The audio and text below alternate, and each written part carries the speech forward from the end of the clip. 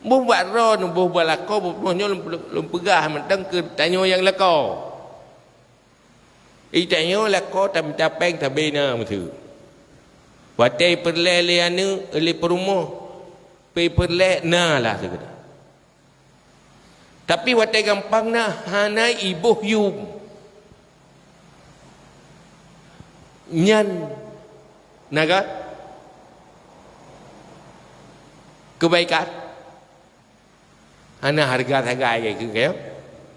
hai tagai ro ku ku ja ublang ku minta rezeki tabai je hana ada yang nada peng tersuruh je hana ada mu masalah luar pakai dengan orang nyoi tuna le orang je ule stres ba masalah minta rezeki hana ada karena gampang menasihat rumah kop jaga permohonan ada yang balako minta rezeki sama-sama tewa rumah yang hak permoh tapi hana geboh yum lelako ke hak permoh hak kecewa permoh jauh belah sama-sama tengah pi sama-sama tok rumah lako permoh marun bima mana pi permoh semana-mana pi permoh pi tejak kerja dia sama-sama ada hak kasih rau ada bak sebuah masalah kasih rawat tapi hana yum hang kecewa sih kan makanya yang butuh pribadi yang bersyukur manusia sendiri tidak senang ke manusia yang tidak berterima kasih apalagi Allah yang pemilik nikmat hakikat pemberi hakikat pemberi nikmat.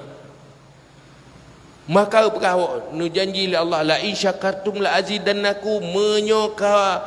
bersyukur long tama wala in kafartum inna azabi lasyadid tapi kalau kufur nak bersyukur azabku pedih. Lian pingat le ngai saya anak pu aman menteng baik ya ku menyo kamu iman kabur syukur ma yaf'alullahu bi azabikum Allah hanya lakukan azab asai kabur syukur kabur iman tenang